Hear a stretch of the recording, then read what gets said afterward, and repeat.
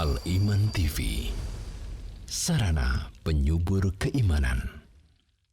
Assalamualaikum warahmatullahi wabarakatuh. Innal hamdalillah nahmaduhu wa nasta'inuhu wa nastaghfiruh wa na'udzu billahi min shururi anfusina wa min sayyiati a'malina. Man yahdihillahu fala mudilla lahu wa man yudlil fala hadiya lahu. وأشهد أن لا إله إلا الله وحده لا شريك له وأشهد أن محمدا عبده ورسوله. يا أيها الذين آمنوا اتقوا الله حق تقاته ولا تموتن إلا وأنتم مسلمون. يا أيها الناس اتقوا ربكم الذي خلقكم من نفس واحدة وخلق منها زوجها وبث منهما رجالا كثيرا ونساء واتقوا الله الذي تساءلون به والأرحام إن الله كان عليكم رقيبا. يا أيها الذين آمنوا اتقوا الله وقولوا قولا سديدا يصلح لكم أعمالكم ويغفر لكم ذنوبكم ومن يطع الله ورسوله فقد فاز فوزا عظيما.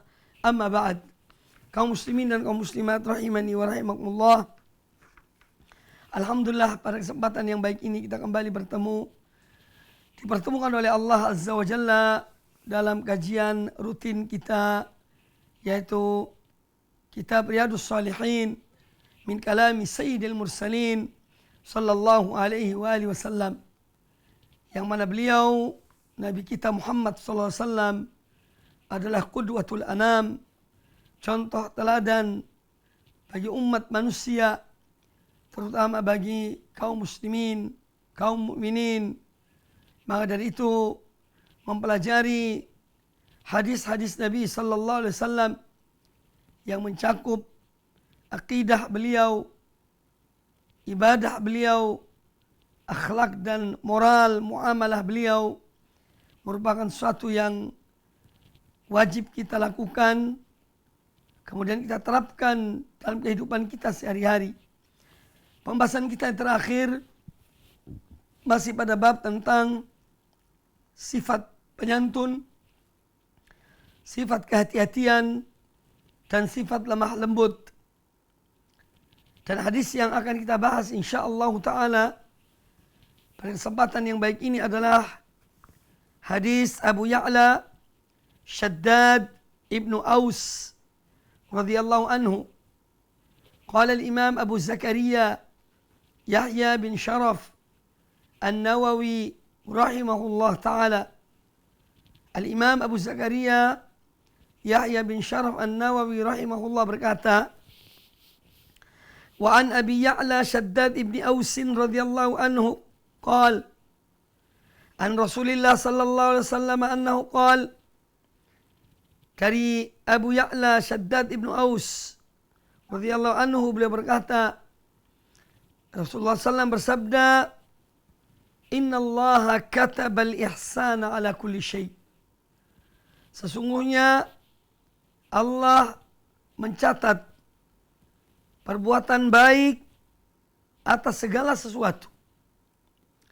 Fa idza qataltum fa ahsinul qitlata. Maka jika kalian membunuh, maka berbuat baiklah terhadap pembunuhan tersebut. Wa idza dabahtum fa ahsinu dzibha. Dan apabila kalian menyembelih, maka berbuat baiklah dalam penyembelihan. Wal yuhidda ahadukum syafratah. Dan hendaklah salah seorang di antara kalian dia menajamkan pisaunya. Wal yuri' dzabihatahu, dan hendaklah dia memberikan kenyamanan kepada binatang sembelihannya. Hadis riwayat Imam Muslim di dalam sahihnya. Hadis Shaddad ibn Aus radhiyallahu anhu ini adalah salah satu hadis yang agung, yang mulia, yang mengajarkan kepada kita adab-adab dalam Islam yang diajarkan oleh Nabi kita Muhammad sallallahu alaihi wasallam. Di dalam hadis ini Rasul alaihi salatu wassalam bersabda, Inna allaha katabal ihsana ala kulli syai. Kalimat singkat, padat, memiliki konsekuensi. Sesungguhnya Allah mencatat perbuatan baik, perlakuan baik atas segala sesuatu. Artinya bahwa makna dari kataba ay aujaba. Kataba di sini artinya menunjukkan kewajiban. Ya. Makanya kita lihat dalam beberapa ayat Al-Quranul Karim, firman Allah Azza wa Jalla tentang puasa misalnya, Ya ayyuhalladzina amanu, wahai orang-orang beriman, kutiba alaikumus siyam, kama kutiba alal ladzina min qablikum, la'allakum tattaqun. Telah diwajibkan atas kamu sekalian berpuasa, sebagaimana diwajibkan atas orang-orang sebelum kalian, agar kalian bertakwa. Jadi al-kitabah dalam istilah sebagian ulama usul atau mayoritas ulama usul fiqh, bahwa al-kitabah di sini yaqtadi al-wujub. Sebagaimana Allah Ta'ala berfirman dalam ayat yang lain, Inna salata kanat alal mu'minina kitaban mawquta. Sesungguhnya salat itu bagi orang-orang yang beriman merupakan kewajiban yang sudah ditetapkan waktunya. Ya. Jadi sebagaimana dikatakan para ulama bahwa al-kitabah yaqtadi al-wujub. Jadi innallaha katabal ihsan, sesungguhnya Allah mencatat perbuatan baik, artinya mewajibkan untuk berbuat baik. Ala kulli syai, atas segala sesuatu. Bahkan sampai-sampai ketika membunuh pun harus dengan cara yang baik. Makanya Islam melarang apa yang disebut dengan al-muthlah. Naha Rasulullah SAW anil muthlah. Bahwa Nabi SAW melarang dari perbuatan menyayat-nyayat mayat orang yang telah dibunuh atau terbunuh. Ketika misalnya terjadi peperangan ya antara kaum muslimin dan kaum kufar misalnya, maka hukum menyayat-nyayat mayat orang yang terbunuh dari golongan kafir misalnya, ini hukumnya adalah haram. Ya, hukumnya adalah haram. Maka Allah Ta'ala mewajibkan dalam hadis ini, yakni agar berbuat baik atas segala sesuatu. Dan ini tentu mencakup segala hal. Kadang-kadang kita diberikan kewajiban, maka laksanakanlah kewajiban itu dengan sebaik-baiknya. Ini perintah Allah. Ya. Demikian pula ketika seorang diwajibkan mengajar, mengajarlah dengan sebaik-baiknya. Ketika seorang diwajibkan diutus oleh orang tuanya, disuruh untuk belajar menuntut ilmu, maka belajarlah menuntut ilmu lah dengan sebaik-baiknya. Ya, dalam semua hal. Ya. Apa yang kita diwajibkan atau ditugaskan, hendaklah kita laksanakan dengan sebaik-baiknya. Innallaha katabal ihsana ala kulli syai. Sungguhnya Allah mewajibkan untuk berbuat baik atas segala sesuatu. Jadi bahkan dalam menyembelih, dalam membunuh, diperintahkan untuk berbuat baik dan yang lainnya. Jadi perkara-perkara yang kita ya mempunyai tanggung jawab untuk melaksanakannya. Ya. Seorang pegawai di kantor, kerjalah dengan sebaik-baiknya. Ya. Seorang yang diberikan amanah untuk menunaikannya, maka tunaikanlah amanah itu, sampaikanlah kepada yang berhak dengan sebaik-baiknya. Jadi hadis ini adalah hadis yang umum dalam segala hal. Lalu kata Nabi SAW, beliau memberikan perumpamaan untuk yang lainnya. Fa idza qataltum fahsinul qitlata. Maka apabila kalian menyembelih, maka berbuat baiklah dalam sembelihan. Jadi sembelihlah dengan cara yang terbaik. Idza qataltum, apabila kalian membunuh maka membunuhlah. Bunuhlah dengan cara yang terbaik. Wa idza dzabhtum, dan apabila kalian menyembelih, sembelihlah dengan cara yang terbaik. Ya, fahsinu adzibhata. Salah satu bentuk ihsanud dzibha, menyembelih dengan baik, adalah apa yang diperintahkan sesudah itu dalam hadis ini. Wal yu'idda ahadukum syafratah. Hendaklah salah seorang di antara kalian, yakni ketika dia akan menyembelih, dia tajamkan alat sembelihannya, pisaunya, gobangnya, ya, atau parangnya. Jika dia menggunakan alat-alat itu untuk menyembelih, maka tajamkanlah agar lebih ringan bagi binatang yang disembelih tersebut, ya, agar dia tidak tersiksa, agar dia tidak sengsara. Karena kalau pisaunya tumpul, ini akan sangat terasa sakitnya.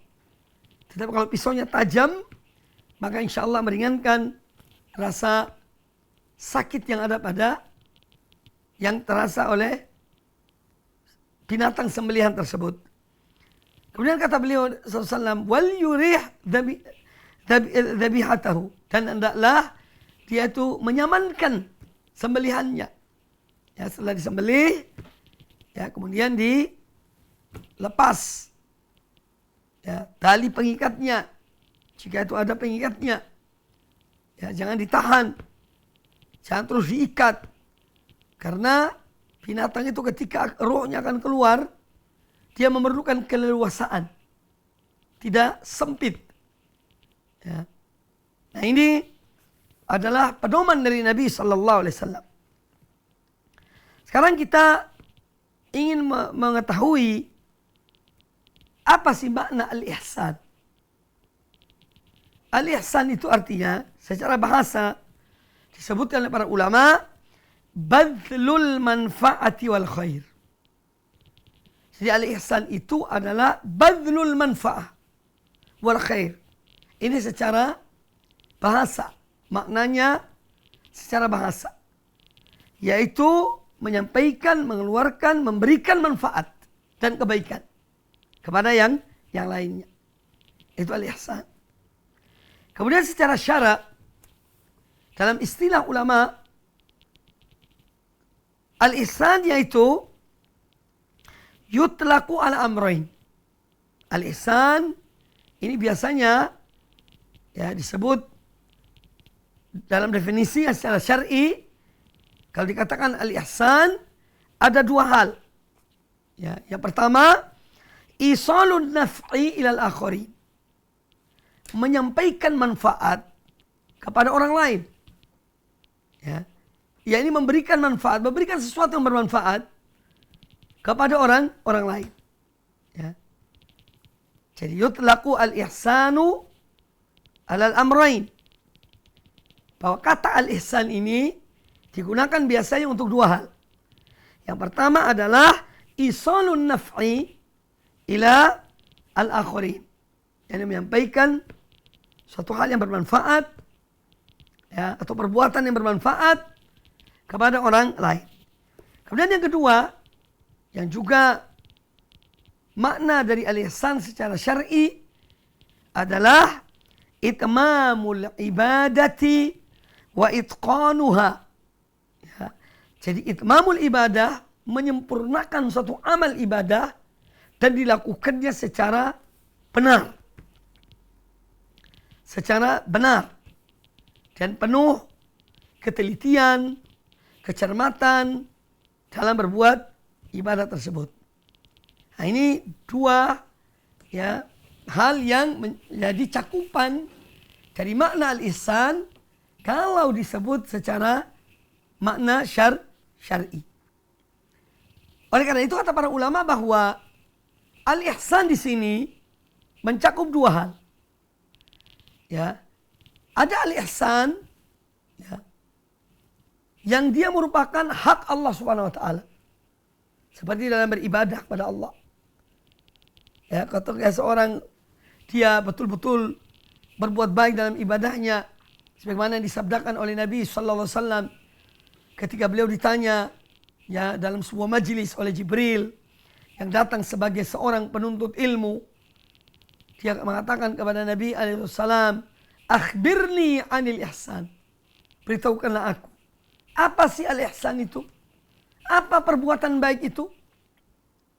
Qal, kata Nabi sallallahu alaihi wasallam, "An ta'budallaha ka'annaka tarah."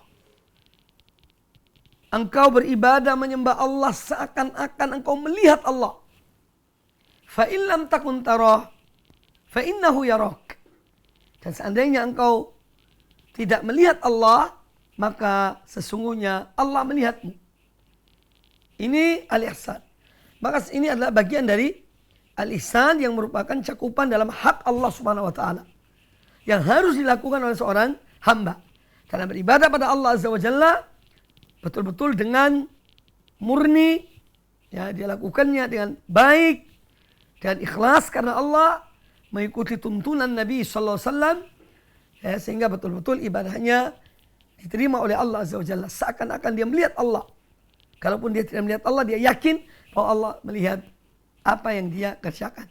Dan demikian derajat ihsan ini adalah ketika seorang hamba beribadah pada Allah Ta'ala, ya, dia tidak memandang kecuali hanya pada Allah. Sarfun nadhar an ghairillah fil ibadati. Ya. Memalingkan pandangannya dari selain Allah. Ketika dia melakukan satu amal kebaikan, ketika dia beribadah kepada Allah Subhanahu wa taala. Makanya derajat al-ihsan dalam tingkatan-tingkatan agama kita ini adalah derajat paling tinggi. Ya. Yang pertama adalah al-Islam. Yang kedua adalah al-iman. Yang paling tinggi adalah al-ihsan. Kaum muslimin dan kaum muslimat rahimakumullah. Kemudian yang kedua, yang juga berkaitan dengan al-ihsan tadi, perbuatan baik itu mencakup hak orang, hak manusia. Dan manusia yang paling wajib kita berbuat baik kepadanya adalah al-walidain. Adalah al-walidain, kedua orang tua kita. Kemudian al-aqarib, dawil qurba. Kemudian kaum kerabat kita. Baru kemudian yang lainnya. Nah, jadi ini yang dibicarakan oleh para ulama tentang al-ihsan. Maka dari itu al-ihsan dilihat dari sisi hukumnya ada dua. Yang pertama, ihsan yang bersifat wajib. Yaitu yang dia menjadi hak Allah Subhanahu wa taala. Dalam kita beribadah pada Allah Azza wa Jalla harus dengan sebaik-baiknya. Kemudian termasuk al-ihsan yang baik dalam hak manusia adalah kepada orang tua. Makanya Allah Azza wa Jalla selalu kaitkan antara, ya, hak Allah, kemudian Allah menyebut hak orang tua. Wa qadha rabbuka alla ta'budu illa iyyah wa bil walidaini ihsana. Dan Rabbmu telah mewasiatkan, memutuskan, jadi mewajibkan engkau untuk tidak menyembah kecuali hanya kepada Allah. Dan kemudian berbuat baik kepada kedua orang tua. Ini adalah ihsan yang bersifat wajib. Kemudian ada ihsan yang bersifat mustahab, anjuran. Ya, seperti seorang berbuat baik pada orang lain. Dia memberikan sedekah yang bersifat sukarela. Bukan hal yang berkaitan dengan yang wajib diberikannya kepada orang lain. Ya, atau amalan-amalan yang bersifat sunnah. Ya. Contohnya adalah sedekah yang diberikan pada orang lain dengan sukarela. Ini termasuk hal yang dianjurkan. Kemudian tentu hadis ini memberikan kepada kita gambaran tentang Islam. Bagaimana tingginya nilai-nilai Islam yang diajarkan oleh Islam kepada umatnya. Yaitu apa yang disebutkan oleh Rasulullah sallallahu alaihi wasallam dalam hadis ini, fa idza qataltum fa ahsinul qitlata. Apabila kalian membunuh, misalnya dalam satu peristiwa, satu peperangan, ya memang seorang dia membunuh orang lain, Ya, dalam hal ini tentunya lawannya. Jadi orang yang bukan muslim misalnya, maka dia harus membunuh dengan cara yang baik. Dan cara yang baik. Tidak boleh dia melakukan hal-hal yang di luar kemanusiaan. Ya. Misalnya dibakar atau disayat-sayat, ya, atau dicokel matanya. Ini tidak dibenarkan oleh Islam. Karena apa?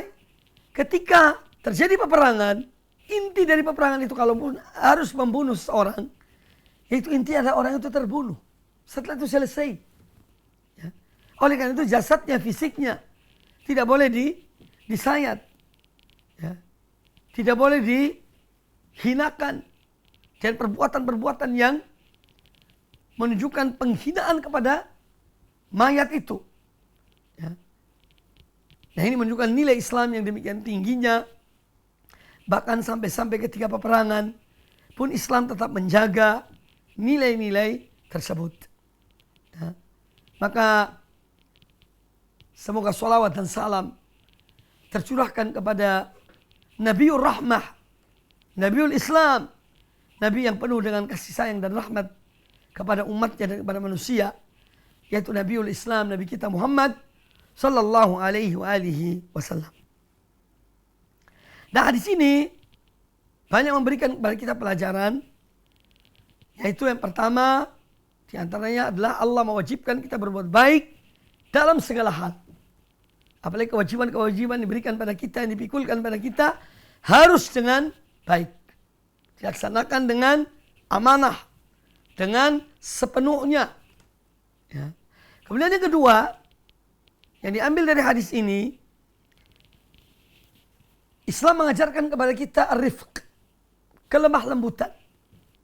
Makanya Imam An-Nawawi rahimahullah masukkan hadis ini dalam bab tentang sifat penyantun, kehati-hatian, dan lemah lembut. Bahkan kepada binatang juga kita diperintahkan untuk apa? Bersikap lemah lembut. Tidak boleh menyiksa binatang. Ya. Tidak boleh menyiksa binatang. Tapi berbuat baiklah dalam membunuhnya. Ya, dalam memelihara binatang itu. Harus diberikan makanannya. Jangan dibiarkan binatang itu mati tanpa diberi makanan kepada binatang tersebut. Ya, kisah tentang seorang wanita yang dia dimasukkan neraka oleh Allah Azza wa Jalla karena apa? Karena seekor kucing yang dia kurung di sebuah tempat, tidak diberikan makan kepada kucing itu, juga tidak dilepas kucing tersebut untuk mencari makan sendiri. Ya, sampai binatang itu mati atau tersiksa dan perbuatan wanita tersebut. Maka Allah masukkan wanita itu dalam neraka gara-gara seekor kucing. Nah, ini hal yang betul-betul menunjukkan betapa Islam, ya, agama yang demikian mulianya, yang mengajarkan kebaikan, ya, kepada umatnya, ya, untuk berbuat baik. Kemudian yang juga diambil dari hadis ini, bahwa hadis ini menjelaskan kepada kita tentang keadilan Islam. Islam adalah agama yang adil. Meletakkan sesuatu pada tempatnya. Dia meletakkan sesuatu pada tempatnya. Ya, oleh karena itu, kita melihat dalam contoh yang diberikan oleh Nabi Sallallahu Alaihi Wasallam tentang berbuat baik yang Allah wajibkan kepada kita dalam semua hal. Salah satu yang diberikan oleh Nabi SAW contoh adalah ketika seorang membunuh. Ya. Membunuh harus dengan cara yang terbaik. Dan cara membunuh yang terbaik adalah yang diajarkan oleh Islam, misalnya dalam hal kisos, pancung.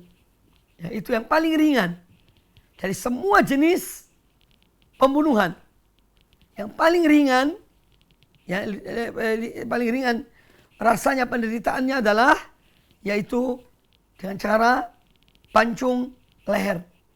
Dan ini yang dituntun oleh Islam ketika terjadi atau ketika dijalankan hukum kisos, suatu pembunuhan, maka yang membunuh itu pun dibunuh dengan cara dipancung lehernya.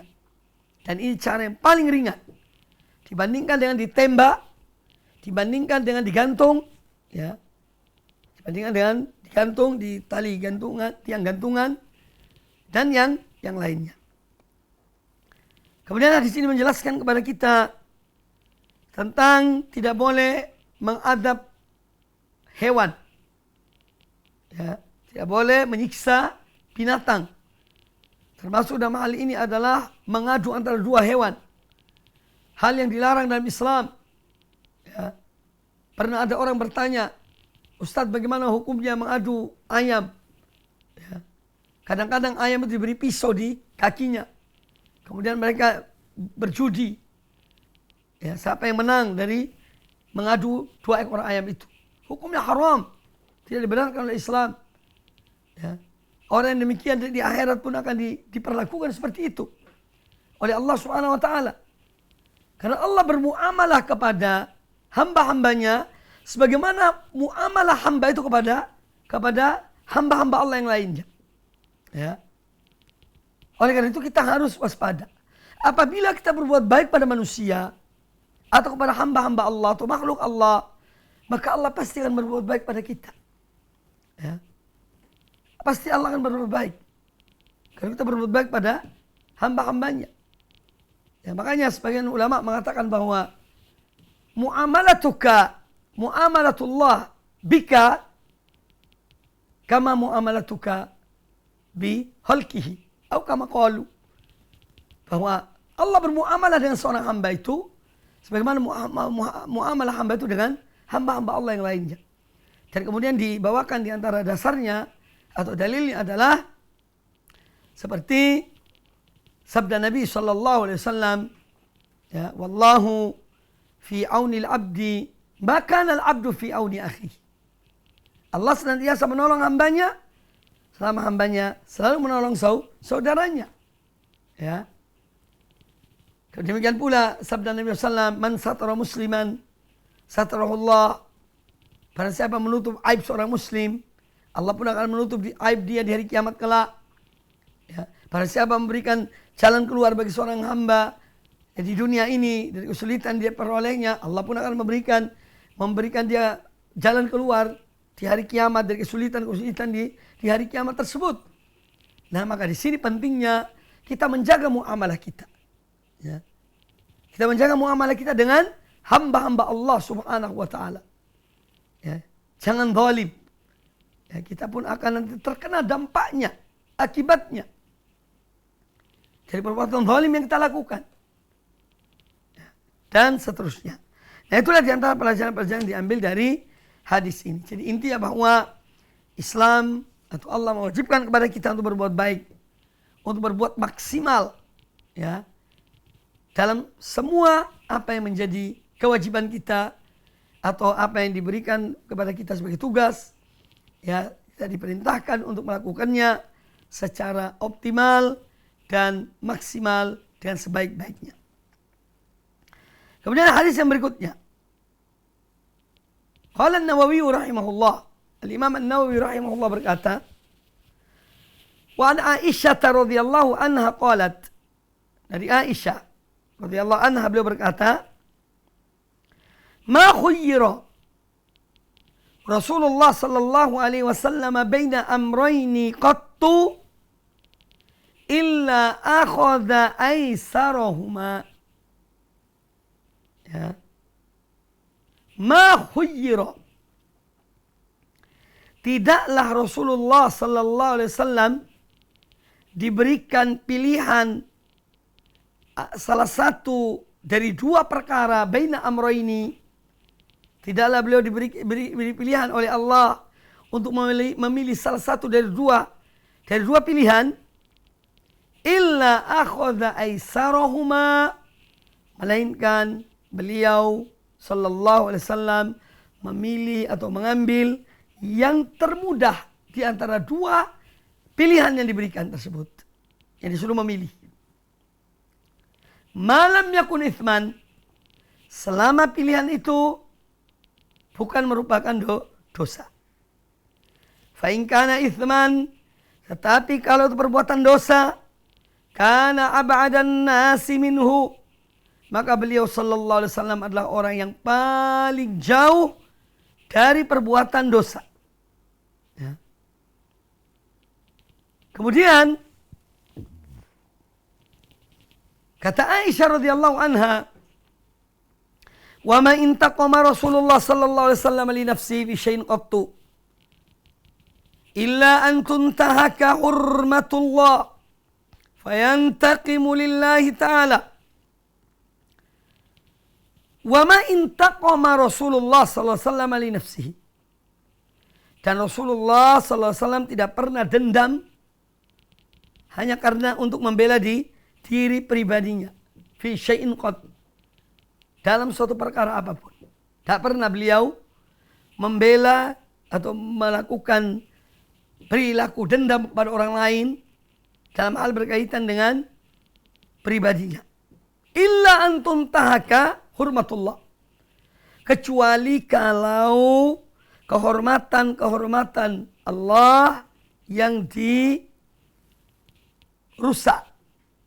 Ya. Fayantaqima lillahi ta'ala. Maka beliau SAW memberikan balasan.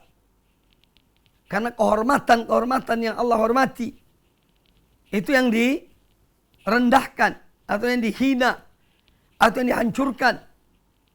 Maka Nabi SAW membalas. Hadis ini hadis muttafaqun alaih, dikeluarkan oleh Imam Bukhari dan Imam Muslim di dalam sahihnya. Nah, hadis ini menjelaskan kepada kita tentang rifqun Nabi sallallahu alaihi wasallam.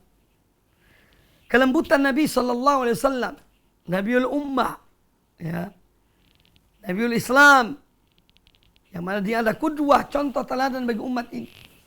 Beliau adalah orang yang sangat lemah lembut, ya, rifiq bin nas sallallahu alaihi wasallam. Nah, hadis ini menjelaskan kepada kita tentang kelembutan dan rahmatnya Nabi sallallahu alaihi wasallam, kasih sayang beliau kepada umatnya. Sehingga apabila Allah memberikan dua pilihan, pilih salah satu dari dua perkara. Selama dua perkara ini atau salah satu dari dua perkara ini bukan maksiat, maka Nabi SAW mengambil yang paling mudah. Beliau mengambil yang paling mudah, ya. Karena beliau mengasihi umatnya, ya. Maka dari itu Islam ini adalah agama yang mudah. Sebagaimana disabdakan oleh Nabi SAW, "Inna ad-dina yusrun." Sesungguhnya agama ini mudah, ya. Maka semua akidahnya yang mudah, tidak sulit lagi akidah Islam itu. Jangan dibikin sulit. Jangan dibikin sulit. Akidah Islam ini iman kepada arkanul iman. Seorang beriman kepada rukun-rukun iman. Dia melaksanakan kewajiban-kewajiban yang Allah wajibkan dalam arkanul Islam, dalam rukun Islam. Kemudian dia menjaga hubungannya dengan hablum minallah, hablum minan nas, dalam perbuatan al-ihsan, ya. Dan dia beriman kepada hal-hal yang wajib, ya. Ini sudah merupakan jaminan bagi seorang selama dia itu beriman, melakukan dengan ikhlas karena Allah Ta'ala, jaminan surga baginya. Jadi Islam ini mudah dalam akidahnya, tidak jelimet, ya. Akidah Islam ini tidak ruwet, ya. Sebagaimana akidah Yunani yang diajarkan oleh filsafat Yunani. Islam tidak seperti itu. Karena sebagian kaum muslimin mengambil akidah mereka, ya, dari Al-Quranul Karim diolah dengan filsafat Yunani. Sehingga otaknya diotak-atik tentang Allah Subhanahu wa Ta'ala. Padahal Allah Ta'ala tidak mungkin seorang bisa menggambarkan bagaimana Allah Ta'ala itu. Kewajiban kita adalah beriman kepada Allah Azza wa Jalla. Dengan hal yang wajib kita imani. Ada 4 hal yang merupakan kewajiban kita dalam beriman kepada Allah Azza wa Jalla. Yang pertama, kita beriman bahwa Allah itu ada. Allah itu ada. Ya. Allah itu bukan khoyal. Ya. Tapi Allah itu ada. Dari mana bukti bahwa Allah itu ada? Silahkan lihat apa yang ada di alam semesta ini. Tidak mungkin alam semesta ini bagi orang-orang berakal sehat, bukan orang gila. Tidak mungkin alam semesta ini ada dengan sendirinya. Tidak mungkin dia menciptakan dirinya sendiri. Ini satu hal yang mustahil ya, bagi akal yang sehat. Kemudian yang kedua yang wajib bagi kita untuk beriman pada Allah Azza wa Jalla, yaitu beriman bahwa Allah adalah Rabbus samawati wal ard. Dia adalah Rabb. Jadi beriman kepada rububiyah Allah. Ya, yang mencakup 3 hal. Ya, rububiyah itu mencakup tiga hal. Al-khalqu wal mulku wat tadbir. Bahwa Allah Ta'ala dia yang menciptakan alam semesta ini. Dia yang menguasai alam semesta ini. Dan seluruh apa yang ada di dalamnya. Dan dia yang mengatur seluruh alam semesta ini. Ini namanya beriman kepada rububiyah Allah. Bahwa dia adalah Rabb. Dia yang menciptakan, dia yang menguasai, dia yang memelihara, dia yang mengatur. Dia yang memberikan rezeki kepada hamba-hambanya. Ya, ini semua wajib kita imani. Rububiyah Allah. Kemudian yang ketiga, yang wajib kita imani pada Allah Azza wa Jalla adalah beriman kepada uluhiyah Allah. Bahwa Allah adalah ilahun wahid. Dialah sembahan yang hak. Satu-satunya sembahan yang hak adalah Allah Azza wa Jalla.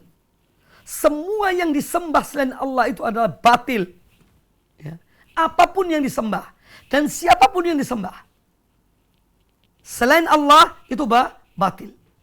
Kalau ada orang menyembah Jibril, batil. Ada orang menyembah Mikail, batil. Ada orang menyembah Israfil, batil. Ada orang menyembah Isa bin Maryam, batil. Ada orang menyembah Nabi Musa, batil.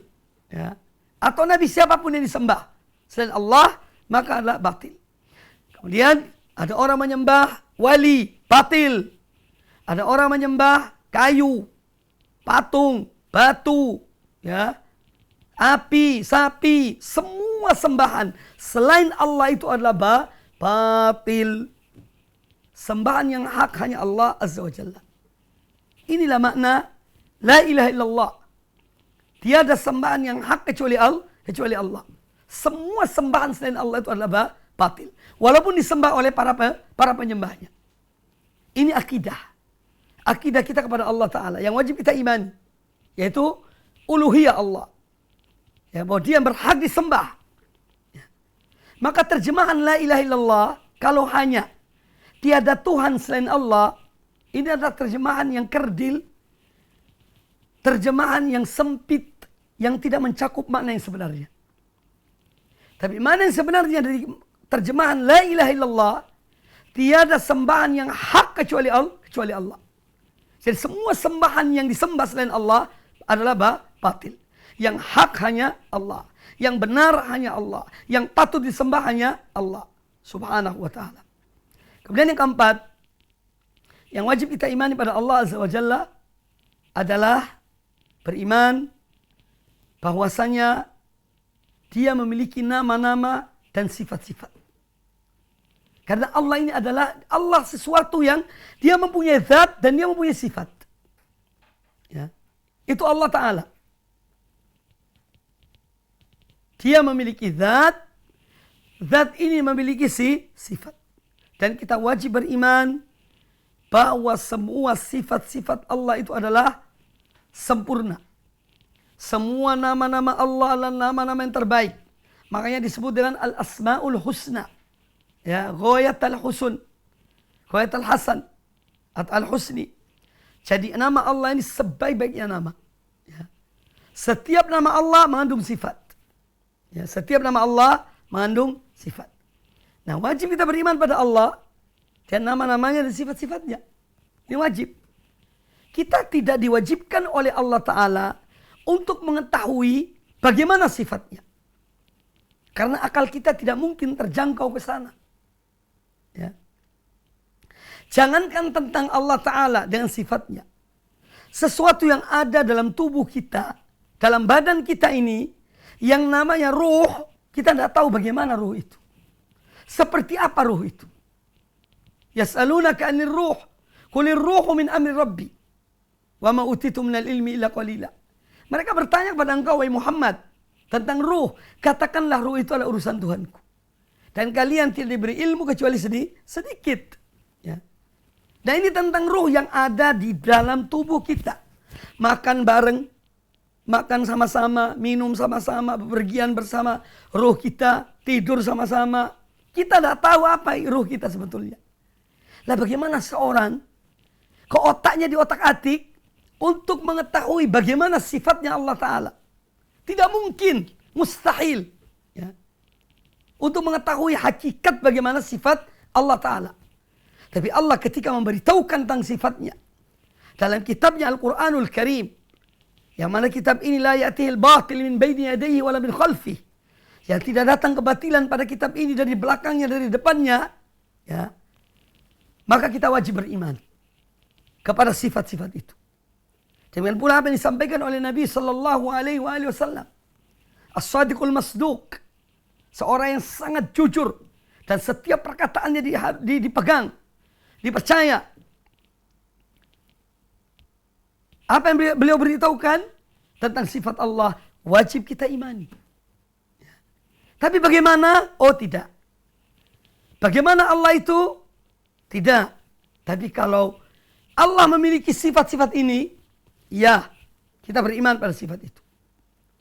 Ya, baik sifat dzatiyah atau sifat yang lainnya ikhtiyariyah atau sifat fi'liyah, ikhtiyariyah. Ya. Wajib kita imani. Ya. Tapi bagaimana? Jangan ditanya. Akal kita tidak akan sampai ke sana. Dan Allah menutup pintu itu. Ya. Allah menutup pintu untuk mengetahui bagaimana zatnya yang sebenarnya. Sifatnya yang sebenarnya. Allah hanya memberitahukan bahwa Allah memiliki sifat ini, namanya ini, sifatnya ini. Dan seterusnya. Ya. Wajib kita imani. Maka dari itu akidah Islam ini adalah akidah yang mudah, tidak sulit. Jangan dipersulit. Ya. Demikian pula ibadah. Ibadah dalam Islam mencakup makna makna sabda Nabi SAW. Inna dina yusrun. Sesungguhnya agama ini mudah. Termasuk ibadah dalam Islam, ibadah yang mudah. Tidak sulit. Yang terpenting dalam ibadah adalah dua hal. Ikhlas karena Allah Azza wa Jalla. Lakukan apa yang dicontohkan oleh Nabi SAW. Ya. Seorang akan selamat. Ya, dalam ibadahnya. Dan ibadah ini mudah, tidak sulit. Maka setiap ada sesuatu yang dianggap ibadah dan itu sulit, berarti bukan dari Islam. Bukan dari Islam. Kalau ada orang datang pada kita mengatakan, ya fulan, apabila kamu ingin hidupmu tenang, amalkan amalan ini, baca, misalnya baca bacaan ini, ya, sebanyak 3.000 kali. Atau 1.000 kali. Atau 500 kali. Ya. Pada malam ini. Pada hari ini. Maka ini bukan dari Islam. Tanpa ragu bukan dari Islam. Mengapa demikian? Karena sulit. Sulit. Seorang kadang-kadang sholat yang 4 rakaat. Itu kadang-kadang bingung. Ketika dia sholat mungkin ada pikiran yang lain. Dia hitung 2 apa 3 ya. Nah bagaimana mungkin Allah menyuruh seorang melakukan amalan ribuan kali. Ya. Oleh karena itu sudahlah. Islam ini agama yang mudah. Ibadahnya sederhana. Yang penting hati ini dibersihkan. Ikhlas karena Allah Azza wa Jalla dalam beribadah. Lakukanlah apa yang dicontohkan oleh Nabi Sallallahu Alaihi Wasallam. Ya, itu sudah cukup bagi seorang hamba. Demikian pula khuluq, al-akhlaq. Islam mengajarkan akhlak yang mulia. Ya. Akhlak yang luar biasa agungnya. Islam menyuruh hamba-hamba umatnya untuk berakhlak mulia. Dan akhlak itu ada akhlak pada Allah. Ada akhlak kepada Nabi SAW. Ada akhlak kepada orang tua. Ada akhlak kepada sesama kita. Semua diajarkan oleh Islam. Baik dalam berbicara, ya, dalam hal-hal yang berkaitan dengan adab-adab. Semua diajarkan oleh Islam dan tidak menyulitkan kepada umatnya. Ya, oleh karena itu, karena rahmat kasih sayang Nabi Sallallahu Alaihi Wasallam, maka beliau ketika ada dua pilihan yang Allah berikan beliau untuk memilih salah satu dari dua pilihan itu. Selama bukan dosa, beliau mengambil yang termudah dari dua pilihan itu. Karena beliau mengasihi umatnya. Azizun alaihi ma'anittum, itu di antara sifat Nabi SAW. Sangat berat terasa olehnya penderitaan kalian. Dan oleh karena itu kita melihat Nabi SAW ketika di bulan Ramadan beliau bangun sholat di malam hari sampai 3 malam. Pada malam ketiga atau malam keempat, beliau melihat para sahabat banyak berkumpul di masjid beliau. Beliau tidak keluar pada malam itu. Dan beliau tahu bahwa mereka para sahabat datang di malam hari itu. Ketika sholat subuh beliau beritahukan, yani bahwa aku mengetahui kalian, yani keberadaan kalian di masjid. Tapi yang menghalangi aku keluar ya untuk sholat bersama kalian, karena aku khawatir. Kalau sholat ini itu sholat taraweh itu diwajibkan pada kalian. Ya. Nah ini hal yang membuktikan betapa kita memiliki seorang Nabi yang luar biasa baiknya. Rahmat kasih sayangnya. Ya. Yang menjadi uswah qudwah hasanah bagi kita. Kok kita cari panutan yang lain?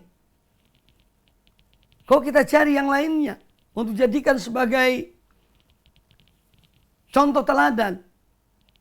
Ya. Maka Rasulullah SAW adalah manusia terbaik. Sayyidul khalqi sallallahu alaihi wasallam. Penghulu seluruh umat manusia. Ya. Wajib kita jadikan beliau sebagai contoh. Dan mengambil agamanya yang ringan. Ya. Tidak berat agama ini. Ya. Kemudian juga hadis ini menjelaskan kepada kita tentang bagaimana perilaku Nabi SAW. Ketika ada orang yang membicarakan beliau atau mungkin menghina beliau ya dari pribadinya, hal-hal yang berkaitan dengan kepribadian, beliau tidak dendam pada orang itu. Tetapi kalau kehormatan Allah, agama Allah yang dicela atau yang diinjak-injak, ya, maka beliau sangat marah. Beliau sangat marah. Beliau membalas perbuatan itu. Ya. Ini perilaku Nabi SAW. Kalau ada orang yang mengganggu beliau secara pribadi, ya, maka beliau tidak dendam.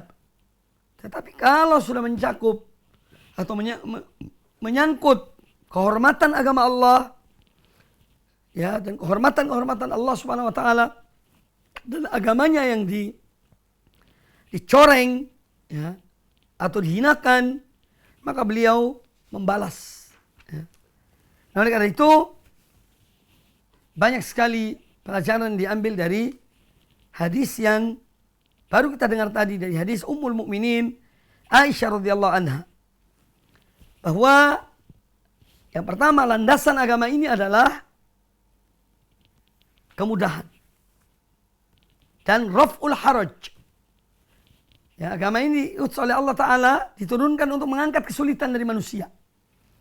Karena Allah Ta'ala berfirman, yuridullahu bikumul yusra, wa la yuridu bikumul usra. Allah menghendaki kemudahan bagi kalian.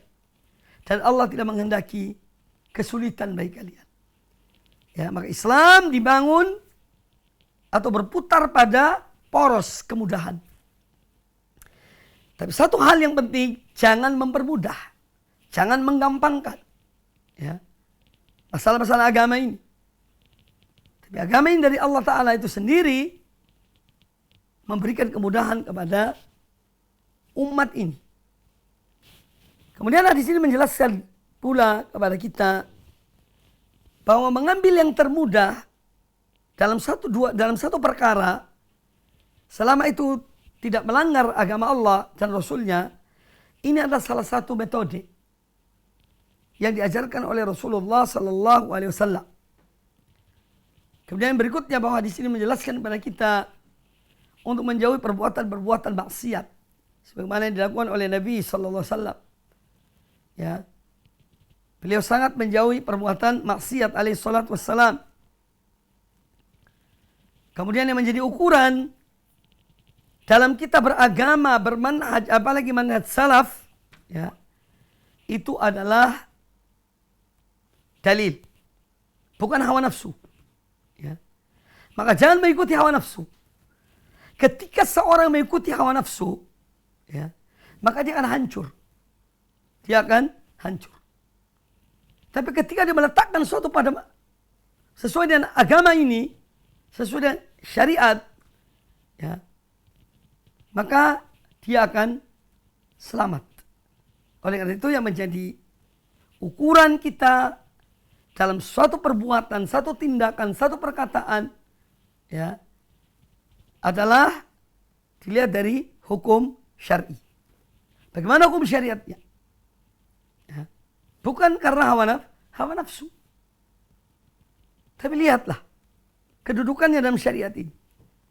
Maka ikuti yang sesuai dengan apa yang ditetapkan oleh syariat Allah Subhanahu wa taala. Walaupun hal itu kadang-kadang atau walaupun hal itu bertentangan dengan hawa nafsu kita. Tinggalkan hawa nafsu. Ya, ikuti syariat Allah dan putusan Allah dan Rasulnya Nabi kita Muhammad sallallahu alaihi wasallam. Kemudian hadis ini juga menjelaskan pada kita tentang perilaku Nabi sallallahu alaihi wasallam yang beliau adalah orang yang lemah lembut. Beliau mentolerir, ya, apabila ada orang yang mengganggu dirinya, pribadinya, beliau selalu memaafkan, mentolerir. Tapi kalau mencakup kehormatan Allah tidak. Beliau tegas dalam masalah tersebut. Tapi kalau masalah pribadi beliau maafkan. Ya. Inilah sifat yang mulia. Dan Nabi SAW adalah qudwatul ummah. Bahkan qudwatun nas. Contoh teladan manusia. Khususnya umat ini, kaum mukminin, kaum muslimin. Kaum mukminat, kaum muslimat. Kalau bukan beliau yang menjadi contoh, lalu siapa yang kita contohkan? Ya. Siapa yang kita contohkan atau menjadikan sebagai contoh. Kemudian hadis ini juga menjelaskan kepada kita kewajiban seorang hamba untuk membela agama Allah, untuk membela agama Allah, menolong agama Allah. Ya. Jangan hanya pribadi yang ditolong untuk selamatkan dirinya, pribadinya, namanya, kebaikannya. Ya. Tapi kemudian menginjak-injak syariat Allah, menginjak-injak syariat Rasulullah SAW. Jangan. Ya. Tapi justru terkadang kita korbankan pribadi kita demi menolong agama Allah Subhanahu wa ta'ala. Ya. Maka dari itu Islam telah mengajarkan pada kita nilai-nilai yang luar biasa luhurnya. Maka dari itu Islam sebagaimana difirmankan oleh Allah Azza wa Jalla, "Al-yawma akmaltu lakum dinakum wa atmamtu alaikum ni'mati wa raditu lakumul Islam madina." Pada hari ini telah kusempurnakan bagi kalian agama kalian dan telah kucukupkan bagi kalian nikmatku dan aku ridho Islam sebagai agama kalian. Maka ambillah apa yang diridhoi oleh Allah Ta'ala. Pilihlah apa yang diridhoi oleh Allah Subhanahu wa Ta'ala. Seorang akan selamat. Jangan kita memilih apa yang kita ridhoi oleh hawa nafsu kita, oleh emosi kita, oleh akal pikiran kita, oleh perasaan kita. Tidak. Ya. Tidak. Ambillah dalil. Ya. Islam mengajarkan demikian kepada kita. Hadis yang terakhir dalam bab ini yaitu hadis Abdullah bin Mas'ud radhiyallahu anhu, qala al-Imam an-Nawawi rahimahullah, wa an Ibnu Mas'ud radhiyallahu anhu qala, dan dari Abdullah bin Mas'ud radhiyallahu anhu beliau berkata, qala Rasulullah sallallahu alaihi wasallam, Rasulullah sallallahu alaihi wasallam bersabda, ala ukhbirukum biman yahrumu 'alan nar au biman tahrumu 'alaihi nar. Maukah kalian aku beritahukan siapakah orang yang diharamkan atas api neraka, atau yang mana orang itu haram api neraka memakan fisiknya, jasadnya. Tahrumu ala kulli qaribin hayyinin layyinin sahlin. Ya, bahwa haram bagi neraka untuk menyentuh orang yang qarib, orang yang dekat. Ya. Hayyin, orang yang lemah lembut. Ya.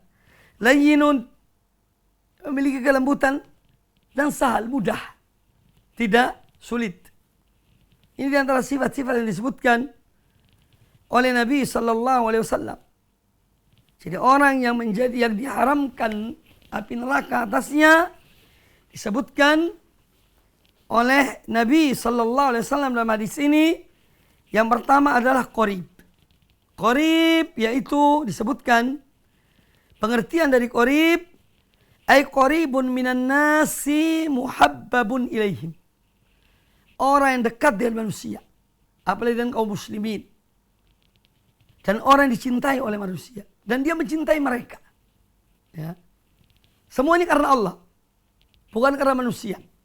Ya. Lihusni isyratihi. Watibi mu'amalatihi. Kenapa dia dicintai?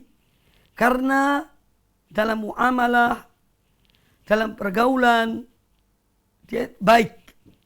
Demikian pula dalam muamalah pada manusia. Ya. Makanya orang mencintainya. Ini salah satu alamat tanda kebaikan pada orang itu.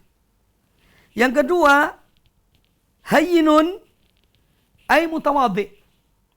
Yang kedua, orang yang diharamkan api neraka adalah yang tawadhu. Rendah hati. Ya. Menerima kebenaran. Ya. Tidak meremehkan manusia. Tidak meremehkan, melihat dengan mata sombong dan angkuh kepada manusia. Ya. Hayyinun, orang yang tawadhu. Lawannya adalah kibir, orang yang sombong. Karena kesombongan itu menutup seseorang dari menerima al-haq. Kesombongan dan keangkuhan menutup mata hati seseorang dari menerima al-haq. Karena sudah tertutup dengan kesombongannya. Na'udzubillah. Sifat ini jelek. Ya.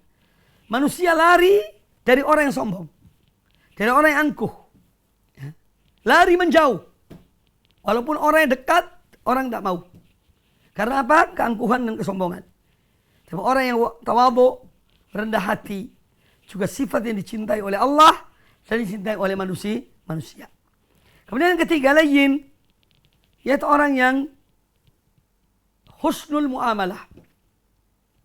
Baik dalam bermuamalah dengan manusia, yaitu dengan lemah lembut, dengan cara yang baik, dan ucapan-ucapan yang tidak menyakitkan orang. Ya. La layyinun. Sahlun, yaitu samhun. Orang yang mudah. Kalau ada perkara-perkara, dia mempermudah. Ada urusan, ada hal dia dengan saudaranya, dianggap sudahlah. Dia tidak memberatkan. Tapi dia mempermudah. Itu di antara sifat-sifat orang yang diharamkan oleh Allah Ta'ala api neraka menyentuh tubuhnya. Kaum muslimin dan kaum muslimat rahimani wa rahimakumullah, hadis ini menjelaskan pada kita tentang makarimul akhlak, akhlak yang mulia yang diajarkan oleh Nabi sallallahu alaihi wasallam, dan bahwasanya akhlak yang mulia adalah munjatun minan nar, termasuk salah satu sebab ya seorang diselamatkan dari api neraka. Yaitu seorang mukmin diselamatkan dari api neraka, salah satu penyebabnya adalah akhlaknya yang mulia. Kemudian juga berakhlak mulia kepada manusia dalam bermuamalah. Ini bagian dari iman. Bahkan penyempurna iman sebagaimana disabdakan oleh Nabi sallallahu alaihi wasallam dalam hadis yang lain riwayat Imam Tirmidzi, akmalul mu'minina imanan ahsanuhum khuluqan. Orang mukmin yang paling sempurna imannya, yang paling baik akhlaknya. Kemudian juga hadis ini menjelaskan kepada kita tentang akhlak-akhlak yang mulia ini hendaklah dijalankan, diupayakan, dan seorang mukmin dia berupaya untuk selamat dari azab Allah, selamat dari api neraka, walaupun dia berbuat apa yang bisa dia lakukan. Ya. Sebagaimana dalam hadis ini atau dalam sedekah misalnya. Ittaqin nar walau bisyikki tamratin. Peliharalah dirimu dari azab api neraka walaupun hanya dengan memberi sedekah satu biji korma. Maka seorang mukmin selalu berusaha Bagaimana dia selamat dan diselamatkan oleh Allah Azza wa Jalla dari azab api neraka dengan setiap amal yang bisa dia lakukan. Ya, baik amal itu besar ataupun kecil. Dia berusaha untuk selamat dari azab Allah. Dan semoga Allah senantiasa menganugerahkan kepada kita ilmu yang bermanfaat. Dan amal yang soleh. Serta akhlak yang mulia. Karena akhlak yang mulia adalah bagian dari rahmat Allah. Kasih sayang Allah pada seorang hamba. Di antara nikmat-nikmat Allah pada seorang hamba adalah akhlak yang mulia. Ya. Sebagaimana disebutkan dalam hadis-hadis yang lainnya. Demikian dapat disampaikan pada kesempatan yang baik ini. Aku qouli hadza, sampai di sini kajian kita tentang hadis ini, dan dengan demikian selesailah bab ke-74, dan insyaallah pada pertemuan akan datang kita lanjutkan dengan bab yang ke-75, babul afwi wal i'rad anil jahilin, bab tentang pemberian maaf dan berpaling dari orang-orang jahil. Semoga bermanfaat. Aku qouli hadza wallahu taala a'lam.